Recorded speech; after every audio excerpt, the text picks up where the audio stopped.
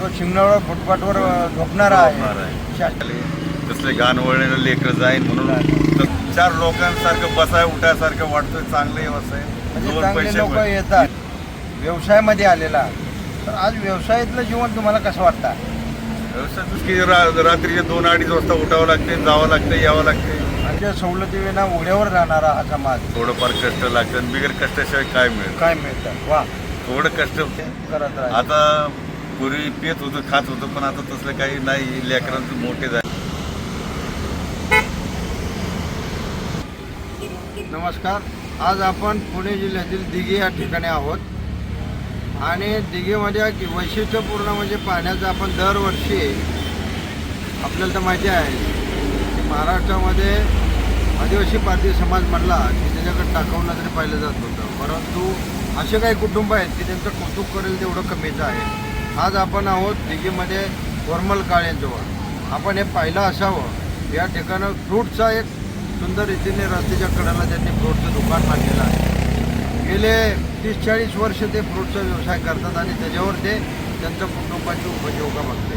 विशेष म्हणजे पुण्यामध्ये एक आदर्श त्यांचं असा आहे की त्यांनी मुलांना अतिशय चांगल्या रीतीने घडवलेलं आहे. त्यांचे कुटुंब सुशिक्षित आहेत आणि या हिशोबानं त्यांनी एक समाजाला एक चांगला संदेश देण्याचा प्रयत्न केला की आपण कितीही विषयातून असेल हार न मानता आपण स्वतःच्या पायावर उभं राहू. आज आपण कोरमल काळे यांच्याशी चर्चा करूया. तुम्हाला या विषयातून आपल्याला तर माहिती आहे पारधी म्हणलं की शिकारीवर जगणारा आणि मागून खाणारा आहे. तो शिंगणावर फुटपाथवर झोपणारा आहे. शासकीय सवलतीविना उघड्यावर राहणारा हा समाज.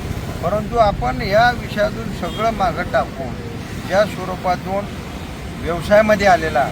तर आज व्यवसायातलं जीवन तुम्हाला कसं वाटतं?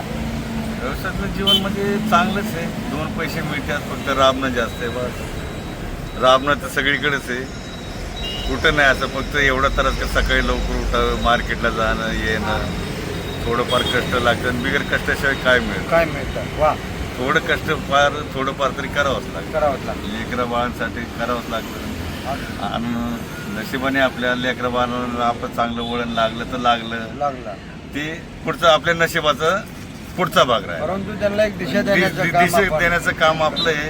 करत राहा. आता पूर्वी पेत होतं, खात होतं, पण आता तसलं काही नाही. लेकरांचं मोठे झाले, तसले घाण वळणीला लेकरं जाईन म्हणून तसला नाश सोडून टाकला. चांगले वळणीला लागलोय, धंदा पाणी व्यवस्थित करतो. म्हणजे पूर्वी ते दारू बी पेत होते, परंतु त्यांचं ते दारूच्या नशेमध्ये घरामध्ये दयनीय परिस्थिती होत असते. परंतु आज जर आपल्याला म्हटलं तर तुम्हाला सांगायचं झालं तर या ठिकाणं त्यांनी दारूचं दुकान बी बंद केला, स्वतः दारू पिण्याचं बी बंद केलं आणि हा व्यवसाय त्यांना चांगला वाटतो. चार लोकांसारखं बसाय उठायसारखं वाटतोय. चांगले व्यवसाय म्हणजे चांगले लोक येतात, चांगले लोक येतात, बोलणं चालणं होतं, संवाद होता, संबंध होते, बोलणं चालणं होतं, सगळं होते. चांगली दिशा दाखवतात, चांगले लोक येतात. असं आता घरदार पूर्ण संपूर्ण चांगलं आहे. घरदार वगैरे बांधू नये, असं कर्जबाजारी वगैरे असं काय नाही. आपलं फक्त एवढंच की रात्रीचे 2-2:30 वाजता उठावं लागते, जावं लागते, यावं लागते. झोप भेटत नाही. फक्त आता काय पाहिजेसाठी म्हणल्यावर काहीतरी ते खोळावंच लागतं. सुख ना कष्ट करत राहिला सुख आणि समाधान असं पुण्यामध्ये आपल्याकडे आता बरेचसे कुटुंब प्रवाहात आलेले आहेत आणि कष्टाच्या मार्गाने काही रिक्षा चालवायला लागले, काही मासेमारी करायला लागले आणि आता तुमच्यासारखे अनेक कुटुंब आहेत की त्यांना फळांची दुकानं टाकतात. म्हणजे आपल्याला 2 रुपये मिळेल आणि त्या स्वरूपातून आपलं कुटुंब चांगले होईल.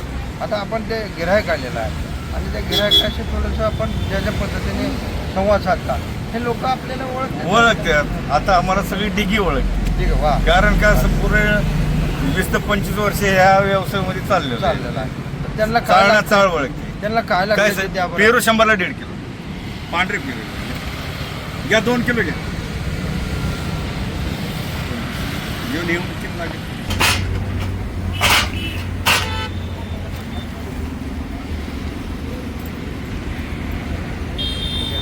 डाळिंब बघा, फुल कलर आहे डाळिंबला, घ्या.